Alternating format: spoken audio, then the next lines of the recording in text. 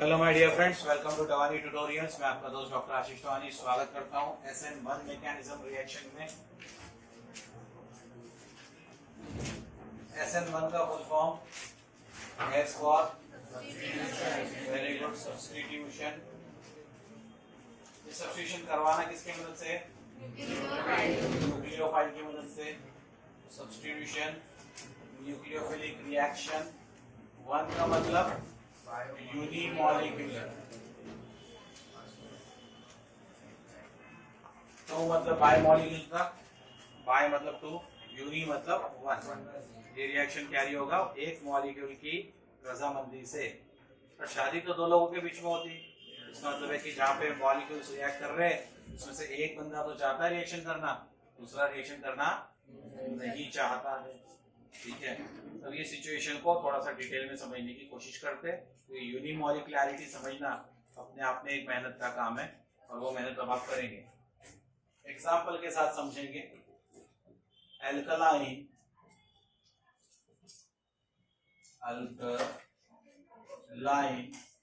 Hydrolysis, alkaline hydrolysis और tertiary butyl bromide, alkaline hydrolysis of tertiary butyl bromide. अब what is this tertiary butyl bromide? ये T butyl bromide, इसको समझना है आपको। This is carbon, this is CH3, this is another CH3, this is another CH3। Total कितने carbon हो गए बेटा? चार कार्बन के चलते ब्यूटिल बोला। जब एक कार्बन तीन कार्बनों से डायरेक्ट अटैच हो जाए तो उसे टर्शियरी बोलते हैं। और कार्बन की चौथी वैलेंसी हमने ब्रोमीन से फुलफिल कर दी, ये ब्रोमाइड हो गया। तो एक कार्बन तीन कार्बन से जुड़ा इसलिए टर्शियरी, टोटल चार कार्बन है इसलिए ब्यूटिल, साथ में ब्रोमीन है इसलिए ब्रोमाइड। टर्शियरी ब्यूटिल ब्रोमाइड नाम समझे है तो? कोई कंफ्यूजन है? गुड। NaOH या KOH में का हाइड्रोक्साइड ले लेंगे which acts as a nucleophile। ठीक है, और प्रोडक्ट्स जो बनते हैं वो क्या है? तो हमारे पास ये टर्शियरी ब्यूटिल का पार्ट एज इट इज और Br जाएगा, OH आएगा। Bromide nucleophile is released, OH nucleophile is attached। But इस पूरी प्रोसेस में अगर हम रिएक्शन मैकेनिज्म के बारे में सोचें तो let's start thinking over the reaction mechanism. OH ने सोचा फ्रंट साइड अटैक करते, फ्रंट साइड अटैक। आपको क्या लगता है पॉसिबल है क्या? नहीं। हमने SN2 में सीखा है ब्रोमाइड को एक न्यूक्लियोफाइल है, आने वाले न्यूक्लियोफाइल को रिपेल कर देगा। ड्यू टू दैट रिपल्शन क्या होने वाला है?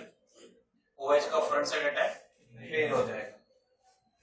मतलब इस तरह से ये OH रिएक्ट नहीं कर पाएगा। तो फिर OH को याद आया कि भाई कई साल पहले हम लोगों ने बैक साइड अटैक किया था। ठीक है, और अब क्या था कि वो कई साल पहले था जब यहाँ पे हाइड्रोजन नाम के छोटे छोटे बच्चे थे। अब वो बड़े हो गए और उनके खुद के तीन बच्चे हुए। तो जो पप्पा थे दादा हो गए, ये दादी हो गई। क्यों? क्योंकि अब ये जो तीन छोटे छोटे बच्चे थे ना कल के एग्जांपल में, 3 हाइड्रोजन, वो बहुत बड़ा रायता फैला चुके बहुत से। देखो ये जो CH3 है इसको मैं कैसे लिख सकता हूँ? CH3। ये CH3 कैसे लिखूंगा? CH3। ये CH3 कैसे लिखूंगा? CH3। तो समझ आ रहा है? तो अब इतना बड़ा छत्ता बन गया यहाँ पर कि पीछे से घुसना भी मुश्किल है। तो बैक साइड अटैक पॉसिबल है या नहीं? तो अगर मैं आपसे पूछा फ्रंट साइड अटैक तो आपने बोला नहीं। अब मैं पूछ रहा हूँ बैक साइड अटैक तो आप बोलते हैं नहीं। तो भैया अटैक ही नहीं हो पा रहा, तो शादी तो करना चाह रहा है ये बुढ़ऊ। बुढ़ऊ की बुढ़ी भी है, 3 बच्चे भी है, हर एक बच्चे के 3 पोता पोती भी है। समझिए ना क्या बोल रहा हूँ? तो कहने का मतलब है कि बुढ़ऊ चाह रहा है कि OH उसकी दुनिया में आए, बीआर चले जाए, लेकिन बीआर जाने को तैयार नहीं है, फ्रंट साइड अटैक फेल। ये पीछे के 3 CH3 आने नहीं देना चाहते, बोले बचपन में हमने लॉलीपॉप खाया था आंटी का, अब नहीं खाना। लेकिन ये तो बड़ा चतुर है, बोले मैं तो तब भी लॉलीपॉप खाऊंगा, ठीक है तुमको आने देना है नहीं आने देना, मैं अपना मैनेज कर लूंगा बराबर। ये कैसे मैनेज करता है ये समझो। तो OH अभी शादी बना पा रहे क्या? नहीं बना। सारी मेहनत अब किसको करनी है? टी ब्यूटिल ब्रोमाइड को, इस मॉलिक्यूल को, to get that OH incorporated within। तो इसलिए अगर मैंने रेट ऑफ रिएक्शन पूछा, रेट ऑफ रिएक्शन, तो ये rate of reaction will be proportional to concentration of CBr, और इसमें CH3 कितने भाई? तो मैंने ब्रैकेट लगा के इसमें CH3 लिख दिया 3 बार, ये समझा क्या? एक CH3, दूसरा CH3, तीसरा CH3, तो लिख दिया CH3 3 बार। जुड़ा है कार्बन से, वो कार्बन किसको जुड़ा है? ब्रोमीन। इस समय मैंने इसे इंक्लूड नहीं करना है, पूछो क्यों? बताया ना, फ्रंट साइड अटैक में भी इन्वॉल्व नहीं है, बैक साइड अटैक में भी इन्वॉल्व नहीं है, तो रिएक्शन की गति को डिसाइड करने के लिए ये हीरोइन रिस्पॉन्सिबल नहीं। तो इसको हमने रिएक्शन के रेट पे नहीं दिखाना। ये बुढ़ा तो चाह रहा है शादी हो जाए, तो मतलब वो रेट ऑफ रिएक्शन को डिसाइड करेगा अकेले डिसाइड कर रहा है, इसलिए यूनिमॉलिक्यूलर रिएक्शन इसलिए डाला हुआ। अब समझ आ गया वन क्यों आया? विद रीजंस क्लियर है। अब आप सोच रहे होंगे जब फ्रंट साइड अटैक पॉसिबल नहीं, बैक साइड अटैक पॉसिबल नहीं, तो प्रोडक्ट फॉर्मेशन कैसे पॉसिबल हो? ये कहानी के लिए आपको बताना पड़ेगा डिटेल में mechanism of reaction. Are you ready for this? Let's go for the mechanism.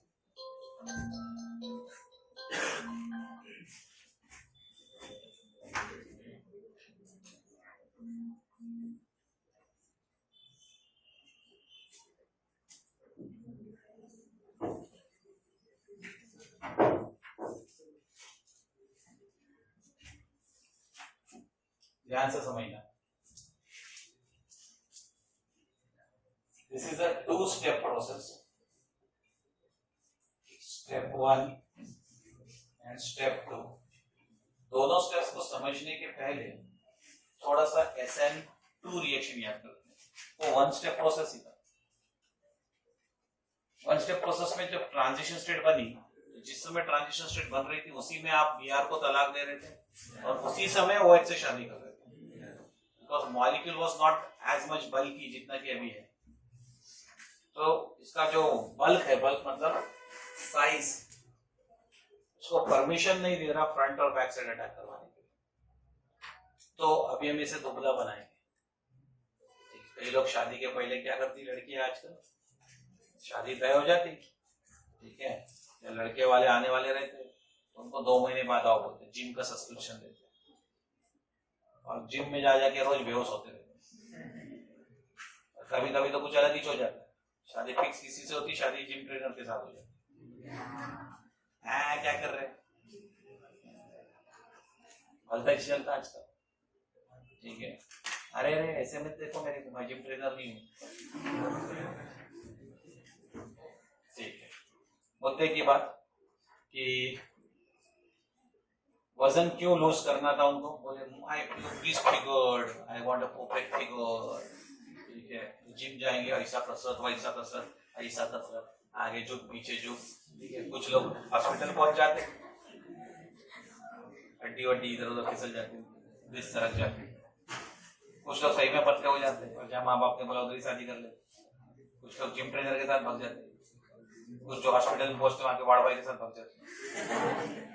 Choice अपनी अपनी, क्योंकि लाइफ अपनी अपनी है। Apart from all those pathetic jokes, back to the topic. हमें यहाँ पर ये इतना बल्कि साइज OH को अटैक करने का मौका नहीं दे रहा, मतलब रिएक्शन नहीं हो सकता। तो हम इस साइज को छोटा करवाएंगे। छोटा कराएंगे तो कल का मॉलिक्यूल छोटा था इसलिए रिएक्शन हो पाए। ये मॉलिक्यूल बल्कि मॉलिक्यूल अगर छोटा हो जाए तो ये भी रिएक्शन कर सकेगा। तो इसे छोटा बनाना कैसे? तो कल जो काम हमने एक स्टेप में किया, आज हम उसे मल्टी स्टेप में करेंगे। यानी क्या? पहले Br को तलाक दे देंगे और बाद में आराम से OH से शादी करेंगे। कल क्या हो रहा था, बीआर को जिस समय तलाक दे रहे थे उसी समय OH से शादी हो रही थी इन द सेम स्टेप, एक ही समय हो गया था तो वन स्टेप रिएक्शन था। अब इसको दो स्टेप का क्यों बोल रहा हूँ, पहले स्टेप में हम बीआर को तलाक देके मॉलिक्यूल का साइज थोड़ा सा हल्का करेंगे, फिर उस हल्के मॉलिक्यूल में OH को लेकर आएंगे और प्रोडक्ट बनाएंगे, वो स्टेप 2 रहेगा। तो अलग अलग फेज में काम होगा। Ready for this? So step 1 says I have tertiary butyl bromide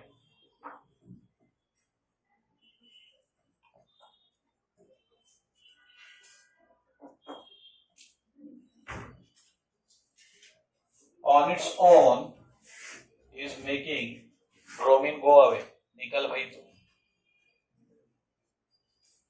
और अब ये जो 3 मिथिल ग्रुप्स है इसको इस तरह से घेर के खड़े हो जाएंगे। Br माइनस चला गया तो कार्बन के पास प्लस चार्ज आ जाएगा। अभी फर्क क्या पड़ा आप सोचो, तो ये कार्बन sp3 हाइब्रिडाइज्ड है क्योंकि 4 लोगों से जुड़ा है, अब ये कार्बन 3 लोगों से जुड़ा है तो sp2 हाइब्रिडाइज्ड है, केमिकल बॉन्डिंग चैप्टर, ठीक है। कोई 3 लोगों से जुड़ा रहता तो sp2 रहता, 4 से जुड़ा है तो sp3 रहता। तो sp3 में एंगल कितना रहता, 109 डिग्री 28 मिनट्स, और sp2 में कितना रहता 120 डिग्री से। मैंने आपके पंखे के 3 ब्लेड से कंपेयर करना सिखाया था।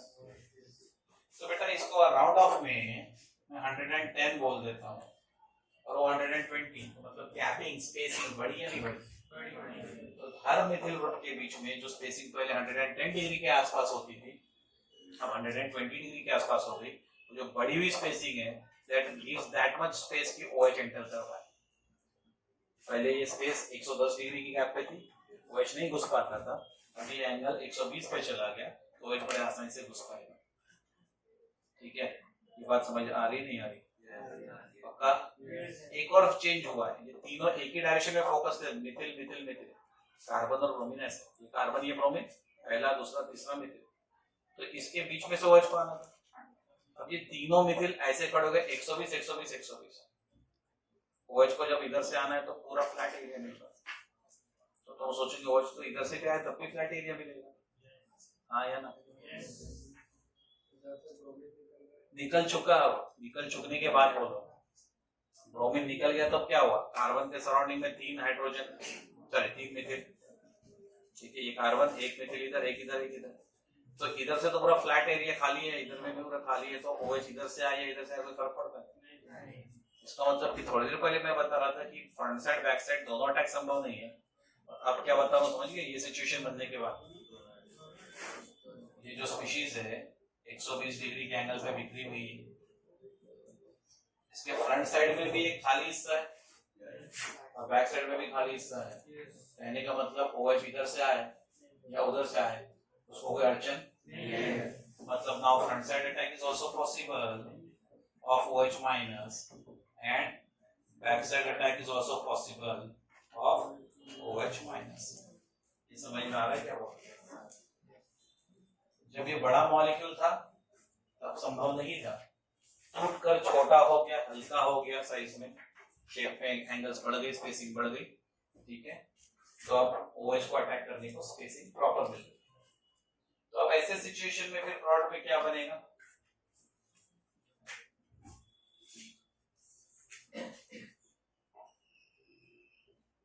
मान लेते कि बैक साइड अटैक हुआ, ऐसा हुआ, तो तीनों CH3 किधर जाएंगे? इधर से OH आए तो तीनों CH3 उधर घूम जाएंगे, ठीक है।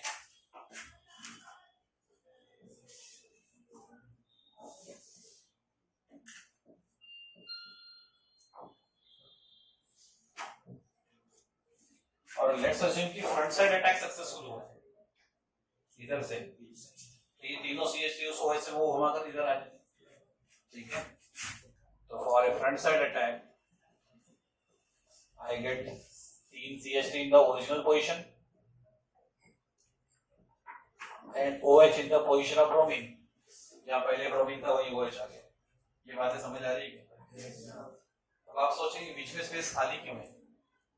Why is the space empty? Reactant से प्रोडक्ट डायरेक्टली कभी नहीं बनते, कल ही सीखा आपने, बीच में क्या बनता, ट्रांजिशन स्टेट। तो ये जो डिवोर्स दे दिया वाली सिचुएशन बता रहा हूँ, तो कहीं तो डिवोर्स दे रहा होगा वो वाली भी सिचुएशन है, वो स्टेट कहलाती है ट्रांजिशन स्टेट। तो उसे कैसे दिखाओगे, आपको याद दिला दो, transition state is unstable state, तो शॉर्ट में टीएस लिख देता। अब इसे तेलंगाना स्टेट मत समझ लेना, ट्रांजिशन स्टेट आपको पूरा लिखना है। ये रहा बच्चा हमारा पहला कार्बन, फिर ये रहे उसको अटैच 3 मिथिल ग्रुप,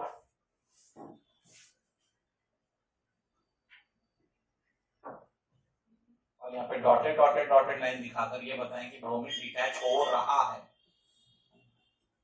पूरा डिटैच नहीं हुआ इसलिए पूरा -1 चार्ज मिला नहीं, ठीक है, पूरा डिटैच हो जाएगा बाद में -1 चार्ज पाएगा, ठीक है, ये बात समझ आई। पहले ओरिजिनल मॉलिक्यूल, बाद में ब्रोमीन को डिवोर्स देते हुए दिखा रहे हैं, ट्रांजिशन स्टेट 1, डिवोर्स दे दिया।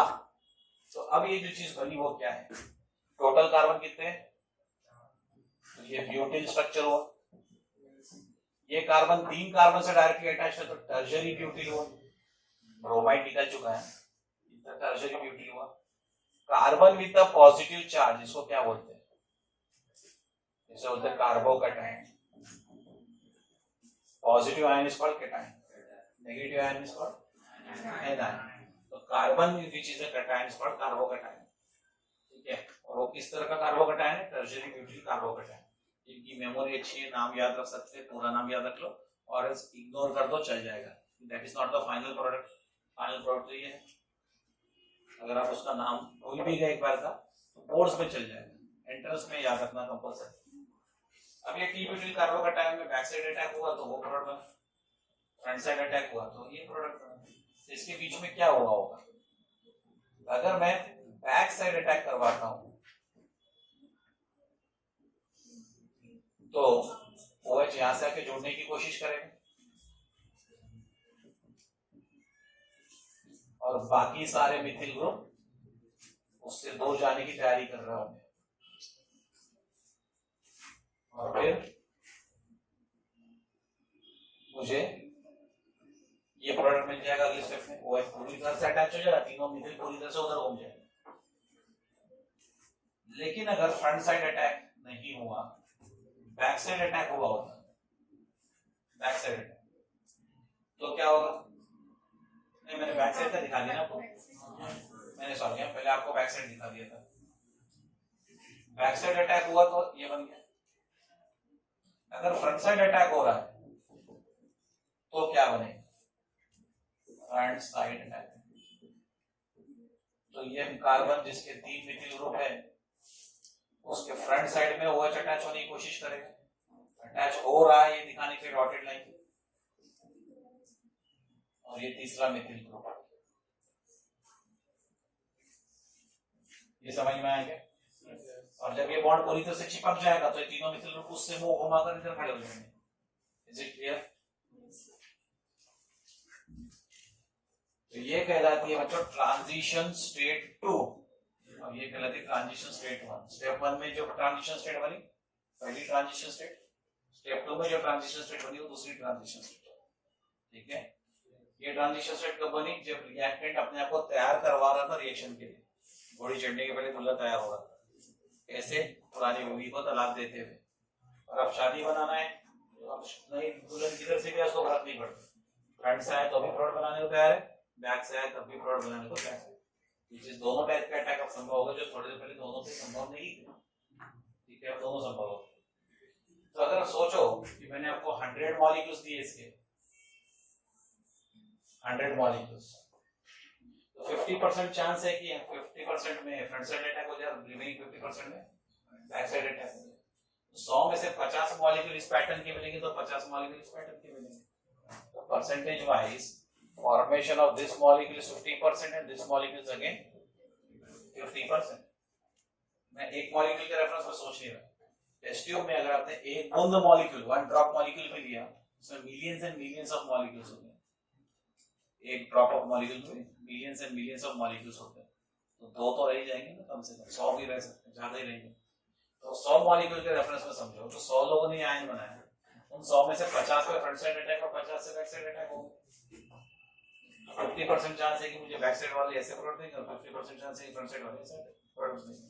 आई get two type of product reach in, दो तरह के प्रोडक्ट्स मिल गए। अब वाली चीज तो सेम है, फर्क क्या है? फर्क है, ध्यान से देखो।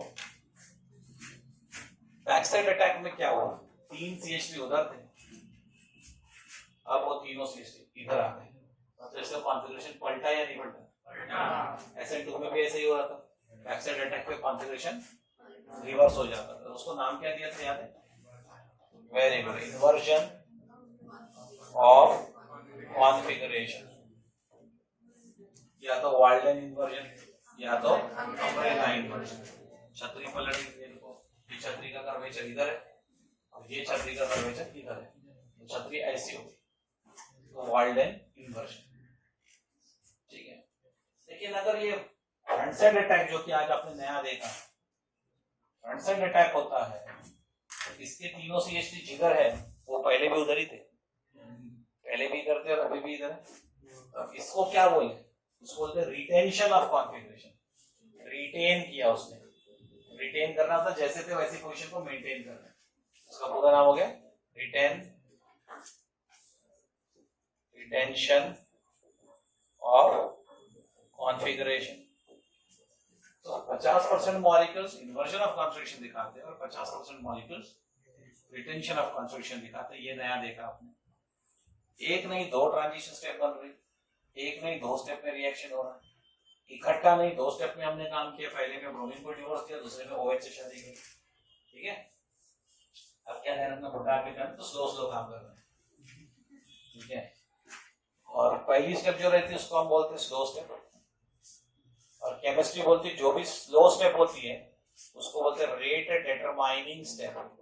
रेट डिटरमाइनिंग स्टेप मतलब स्पीड डिटरमाइन करने वाली स्टेप। आपको याद दिलाते हैं वापस, रेट ऑफ रिएक्शन में हमने देखो एक ही मॉलिक्यूल लिया था, और ये कौन सा मॉलिक्यूल है जो स्लो स्टेप यानी कि रेट डिटरमाइनिंग स्टेप में आया है। इस रिएक्शन में OH माइनस आया ही नहीं, इसलिए हमने रेट में उसको कोई जगह दी ही। ठीक है, OH तो तब आया जब उसने बोला भाई तुम लिखकर ब्रोमीन को डिवोर्स नहीं देंगे, हम आएंगे। ऐसे मेरा एक सवाल है जो किताबों में नहीं है,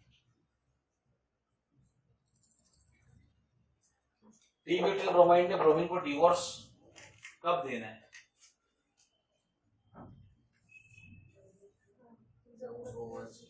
वेरी गुड, जब तक सोल्यूशन में OH आएगा नहीं वो शुरुआत ही नहीं करेगा। ऑप्शन में कुछ मिलना भी तो चाहिए ना, जब कुछ देंगे तो बदले में कुछ लेना भी तो है, सब्स्टिट्यूशन रिएक्शन।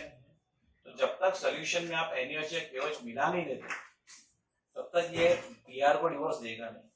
मतलब MCQs के लिए एक बड़ी इंपॉर्टेंट बात बोल रहा हूँ, इस इक्वेशन को तो देख के दिख रहा है कि OH माइनस रिएक्शन में कोई रोल प्ले नहीं किया फर्स्ट स्टेप में। सबसे पहला स्टेप ये क्योंकि रिएक्शन को इनिशिएट ही उसने किया, वो अगर टेस्ट ट्यूब में डाला ही नहीं गया होता ये ब्रोमीन को तोड़ के अलग नहीं करता OH की लालच में।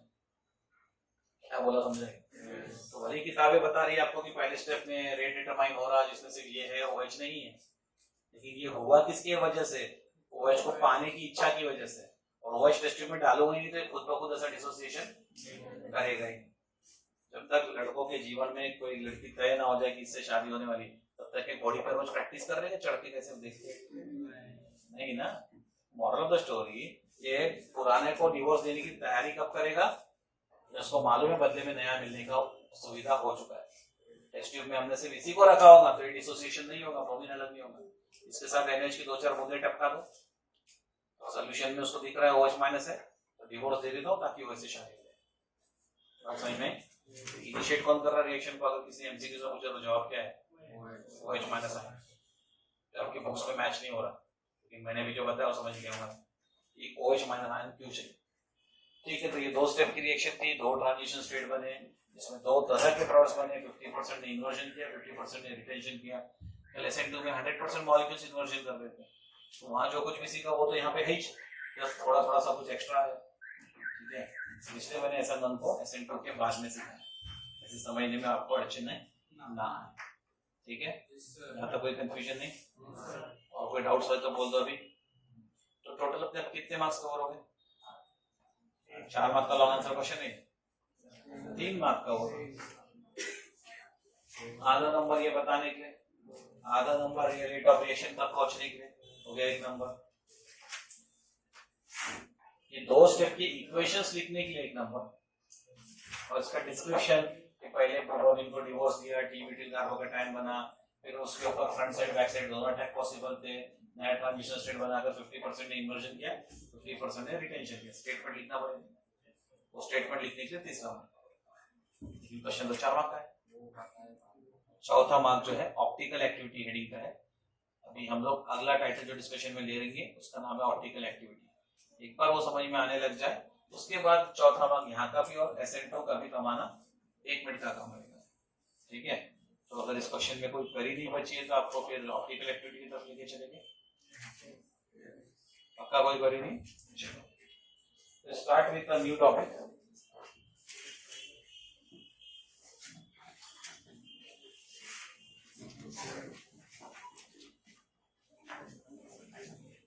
Optical isomerism. फिजिक्स में ऑप्टिक्स नाम की एक ब्रांच सुनी है आपने? ऑप्टिक्स क्या होती है ये ब्रांच? क्या चीज को डिस्कस करती है? लाइट की स्टडी को ऑप्टिक्स बोलते हैं।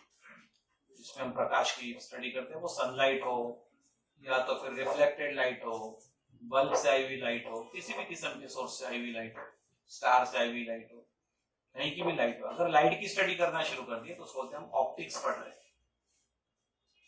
ठीक है, लाइट की स्टडी कर रहे तो ऑप्टिक्स, मैग्नेट्स की स्टडी कर रहे तो मैग्नेटिज्म। तो वैसे लाइट की स्टडी को लाइटिज्म नहीं होता ना, यहाँ पे ऑप्टिक्स वर्ड है, मतलब इंग्लिश का वर्ड नहीं, बाहर दूसरी भाषा से चुराया हुआ। अब ऑप्टिकल एक्टिविटी यानी क्या? केमिस्ट्री की तरफ लेके आते हैं ऑप्टिकल एक्टिविटी। तो आपने बॉलीवुड में जुड़वा नाम की चित्रपट देखी होगी। चित्रपट यानी मूवी रे, मराठी मध्ये त्याला चित्रपट असे म्हणतात। इंग्लिश में मूवी, पिक्चर, सिनेमा, जो बोलना है बोल दो। तो जुड़वा नाम के पिक्चर में 2 भाई बताए जाते हैं। दोनों भाइयों में सब कुछ सेम टू सेम चल रहा होता है, लेकिन एक को स्ट्रांग तो एक को कमजोर बताते हैं। ये आप लोगों ने जनरेशन में देखा, आपके जनरेशन में जुड़ा पिक्चर थोड़ा पीछे लेके जाते हैं। लड़कियों के लिए पिक्चर बनी थी सीता और गीता, लड़कों के लिए बनी थी राम और श्याम। ठीक है, उसमें सीता गीता में जुड़वा बहन है, राम और श्याम में जुड़वा भाई, बरोबर। अब ऐसे ही किसी एक पिक्चर का सीन इमेजिन करो जिसमें एक जुड़वा भाई के ऊपर मर्डर का आरोप लगा हुआ है और वकील उसे छुड़ा लेता है और दूसरे जुड़वे भाई को फंसा देता है। किस बेसिस पे संभव हो पाता है? शक्लें सेम है, बराबर, लंबाई चौड़ाई वजन सब सेम है, जूते का नंबर सेम है, चश्मा होगा तो चश्मे का नंबर सेम है, कपड़े भी एक जैसे ही पहन रहे। जब सब कुछ सेम तो सेम है तो वकील किस बेसिस पे समझाता है कि भाई ये गुनहगार है वो गुनहगार नहीं। मैं बात कर रहा हूँ पुरानी बॉलीवुड पिक्चरों की, जब फिंगरप्रिंट टेक्नोलॉजी नहीं आई थी। नहीं, वो लोग इतने ताकत से जाते थे ना ये मूवीज देखने को, जिसमें कोर्ट रूम का ये सीन रहता, जिसमें एक जुड़वा भाई जिसके ऊपर सारी दुनिया खिलाफ रही थी, ये वो हत्या, उसको वकील बड़े प्यार से सेफली बाहर निकाल लेता था, उसको दूसरा भाई फंस जाता था क्योंकि वो खुद ही रहता था। दूसरा साबित कैसे होता था? शक्ल तो सेम है, जुड़वे, टिपिकल बॉलीवुडिया जुड़वे की बात कर रहे हैं। वैसे हमने हमारे क्लास में ऐसे भी जुड़वे पढ़ा है जहाँ पे शक्लें मैच नहीं होती है। वो बताते योर ऑनर, देखिए राइट हैंड से चाकू मारा जाएगा तो जख्म ऐसे होगा, ऐसे, लेकिन जख्म का डायरेक्शन ऐसे है। योर ऑनर, हम चाकू ऐसे कैसे मारेंगे? राइट हैंड से मारेंगे तो चाकू ऐसा है, और जख्म का डायरेक्शन ऐसा है, मतलब उसे लेफ्ट हैंड से मारेंगे। और मेरा मुवक्किल तो लेफ्ट हैंडेड है, जख्म का डायरेक्शन ऐसा है, मतलब मेरे मुवक्किल ने मर्डर नहीं किया। एकदम सन्नाटा छा जाता कोर्ट रूम में। उसके फिर लोग आपस में मरमरिंग विस्परिंग शुरू, हाँ बाद में ऑर्डर बोल के जजमेंट दिया जाता है कि ये नहीं वो भाई खुद ही है। दोनों भाइयों में फर्क क्या हुआ? One fellow was right handed, another fellow was left handed. इसके अलावा दोनों में कोई डिस्क्रिमिनेशन, कोई डिस्टिंक्शन संभव नहीं है। आज के जमाने में फिंगरप्रिंट, रेटिना स्कैन, ये अलग अलग नए टेक्नोलॉजी आ गए। मैं उस समय की बात कर रहा हूँ जब ये टेक्नोलॉजी नहीं थी। अगर मैं आपको बोलूं ऐसे ही सिचुएशन के जुड़वा कंपाउंड्स हमारे पास भी होते हैं, molecular formula same, structural formula same, physical property same, सारी chemical property same to same. अबे तो फिर ये दो अलग अलग कंपाउंड है, मुझे कैसे पता होता है? एक ही कंपाउंड होगा ना। तो सब कुछ सेम टू सेम है तो दूसरा कंपाउंड है हमें समझेगा कैसे? दूसरा कंपाउंड है हमें समझेगा कैसे? इसका तरीका उसके सॉल्यूशन में, अगर ट्रांसपेरेंट से सॉल्यूशन बनाते हैं उसमें एक स्पेशल किस्म की लाइट पास करते हैं। उस स्पेशल लाइट का नाम है प्लेन पोलराइज्ड लाइट। डिटेल में बताऊंगा थोड़ी देर बाद। ये लाइट अगर राइट में घूम गई तो उसे एक किस्म का कंपाउंड मानते हैं, और वही लाइट अगर दूसरे सॉल्यूशन में लेफ्ट में घूम गई तो उसे दूसरे टाइप का कंपाउंड मानते हैं। मतलब सब कुछ सेम है, ए टू जेड सारे कैरेक्टरिस्टिक सेम है, except for the fact that they have a different behavior towards light, मतलब they have different activity towards optics। इसलिए इस टाइटल का नाम है ऑप्टिकल एक्टिविटी। अब दोनों चूंकि हर मामले में सेम थे इसलिए कहलाए आइसोमर्स। इसलिए इस फिनोमेनन को ऑप्टिकल आइसोमेरिज्म की स्टडी भी बोला जाता है।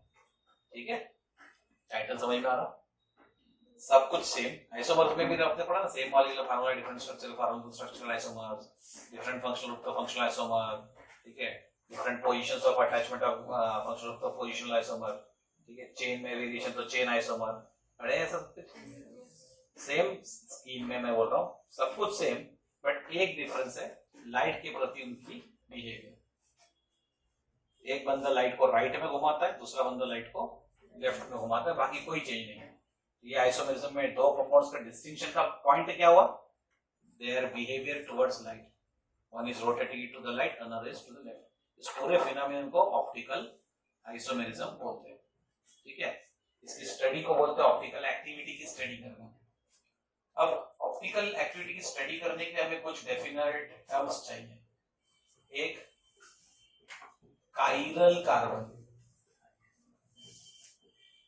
कुछ टीचर से चीराल भी पढ़ते, चीराल।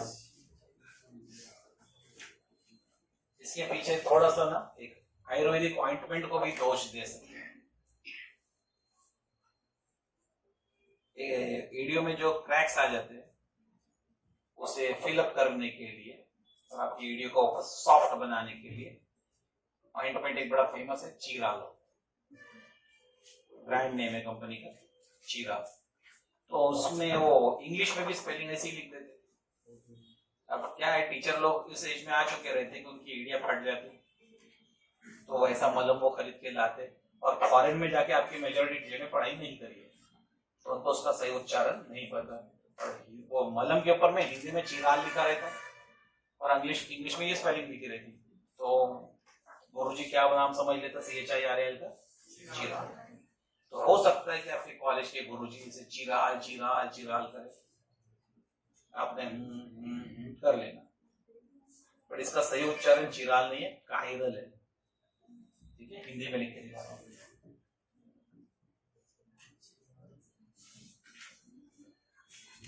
काइरल। ठीक है, अब तुम्हारी मर्जी से चीराल बुलाओ या काइरल, मुझे फर्क नहीं पड़ता तब तक के लिए जब तक आप स्पेलिंग सही लिखो। पेपर जांच कर, तो मैंने आपका प्रोनाउंसिएशन सुनना नहीं है, मुझे आपकी स्पेलिंग देखनी है। तो जब तक आप स्पेलिंग सही लिख रहे हैं सब ठीक है।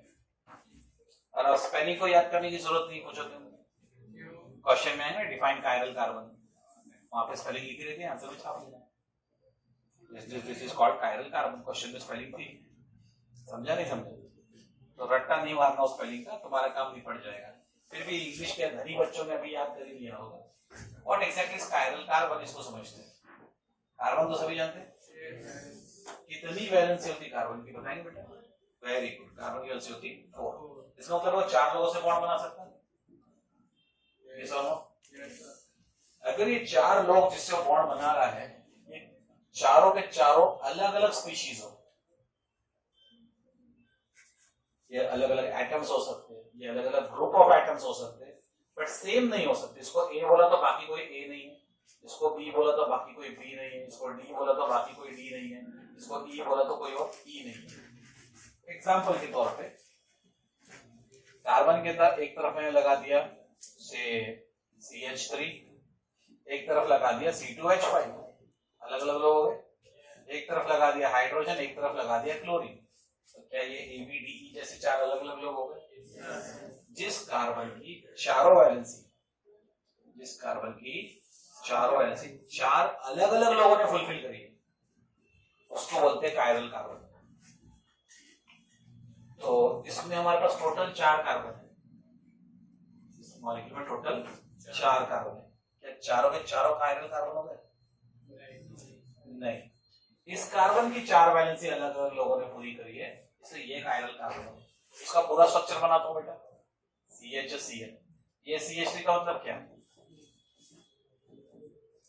C2H5 का मतलब क्या? C2H1 H2 H3 H4 H5, ये हो गया C2H5, ये हो गया CH3। इस कार्बन की 3 वैलेंसी हाइड्रोजन ने पूरी करी, इस कार्बन की 2 वैलेंसी हाइड्रोजन ने पूरी करी, इस कार्बन की 3 वैलेंसी हाइड्रोजन ने पूरी करी। मतलब एटम रिपीट हो रहे हैं उनमें, सभी वैलेंसी डिफरेंट नहीं है। मतलब ये वाले और ये वाले कार्बन कायरल नहीं है। तो जरूरी नहीं है ना कि एक मॉलिक्यूल में जितने कार्बन होंगे सभी के सभी कायरल हो जाएंगे। तो एक स्ट्रक्चर लिखते हो, सारे कार्बन कायरल नहीं है, तो जो कायरल है हमें समझा के आना चाहिए टीचर को, भैया तुम सबको नहीं इसको ही कायरल मानो। उसका एक इंटरनेशनल कन्वेंशन बनाया गया, जो भी कार्बन कायरल होगा उसके ऊपर एक इस तरह का मार्क लगा देंगे। ये मार्क बनता कैसे? मल्टीप्लिकेशन ड्रॉ करना, इसके ऊपर प्लस को ड्रॉ कर देना। इस सिंबल को क्या पढ़ते बेटा?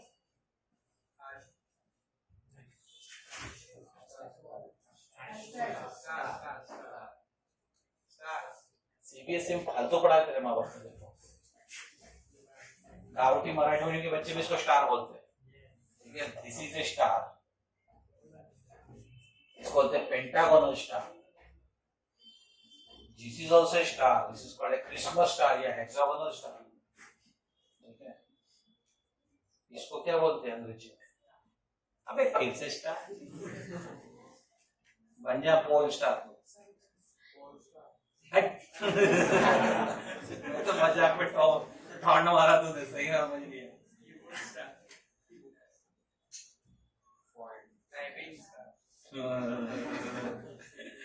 अब लगता तुझे कंप्यूटर की भी फीस डुबा दी।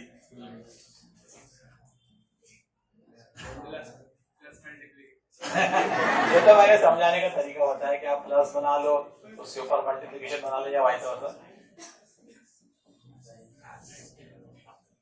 Asterisk mark,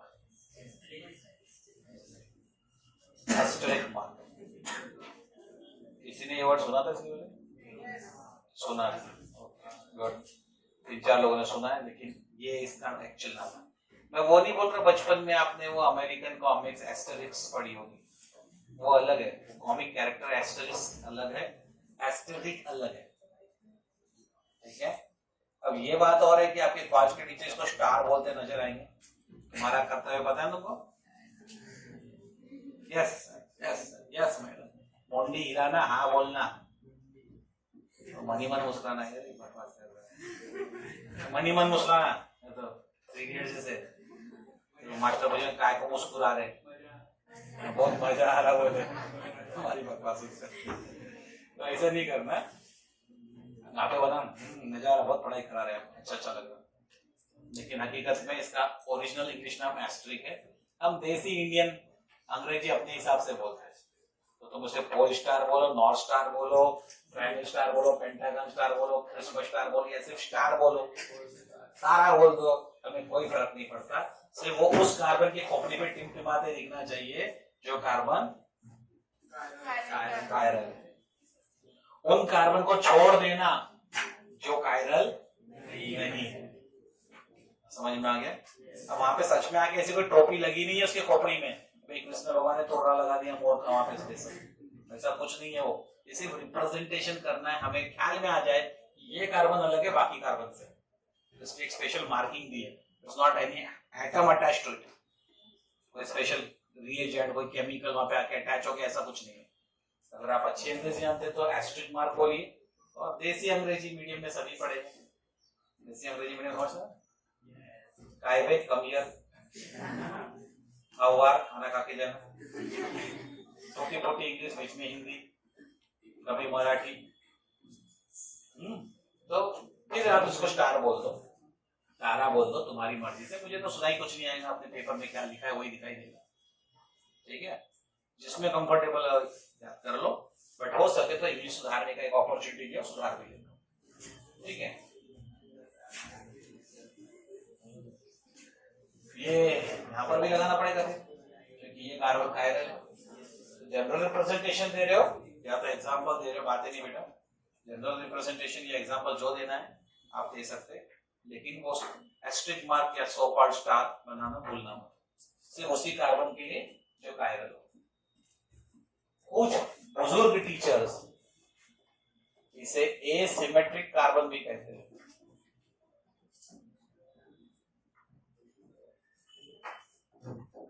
chiral carbon atom को कुछ टीचर्स एसिमेट्रिक कार्बन एटम भी कहते हैं।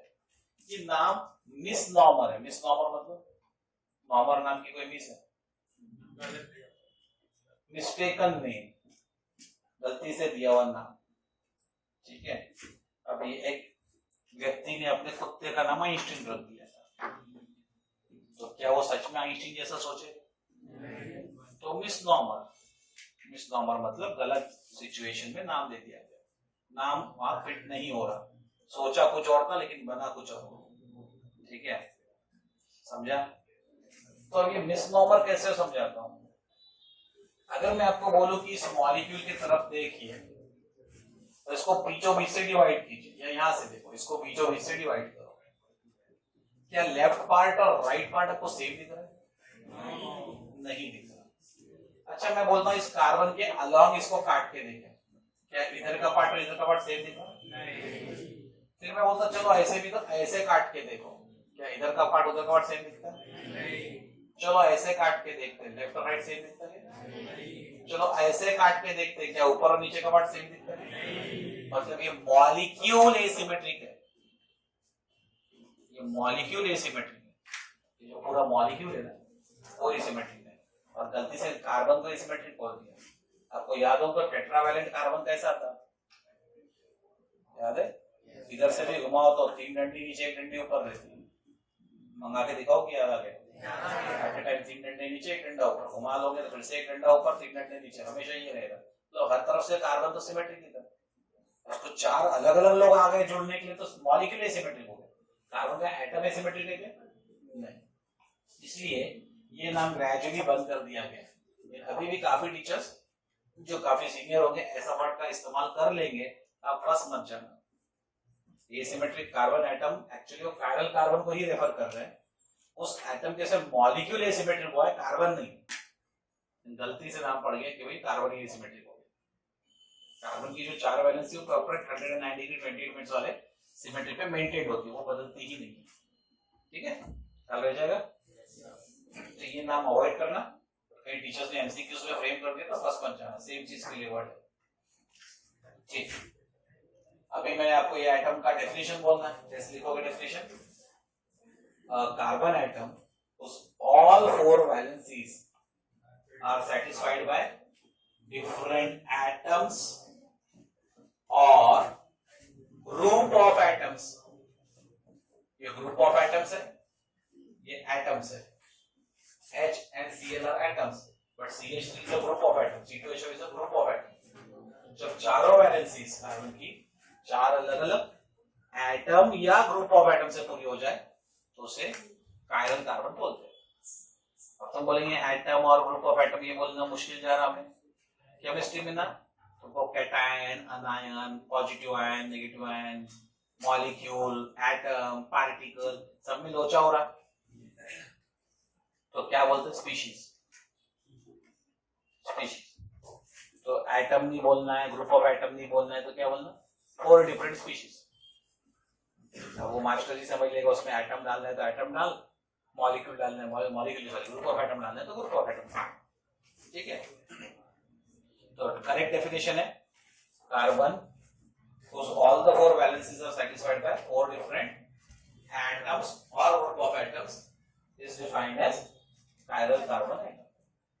टीचर ने अगर लेकिन टाइटल ये दिया एसिमेट्रिक कार्बन एटम तो बोलना is defined as asymmetric carbon atom. जो टीचर के शब्द है वही अपने आंसर में कॉपी करना। ये क्लियर? ठीक है। जब भी डेफिनेशन देते हो एक ढंग का एग्जांपल दे दो, और वो भी नहीं आता तो ऐसा जनरलाइज सिंबल तो दे दो जिसको समझ रहा है ए बी डी और ई सेम नहीं है। तो बोलेंगे सर को इंग्लिश नहीं आती क्या? ए बी के बाद तो सी आता था, सी यहाँ पे फिट कर दिया ना, इसलिए ए बी डी ई डाला आपने, बोले बेटा ठीक है। तो कायरल कार्बन में कोई कंफ्यूजन नहीं। इसके अलावा भी और 3-4 डेफिनेशन है जो आपको क्लियर होनी चाहिए before understanding the concept of optical activity.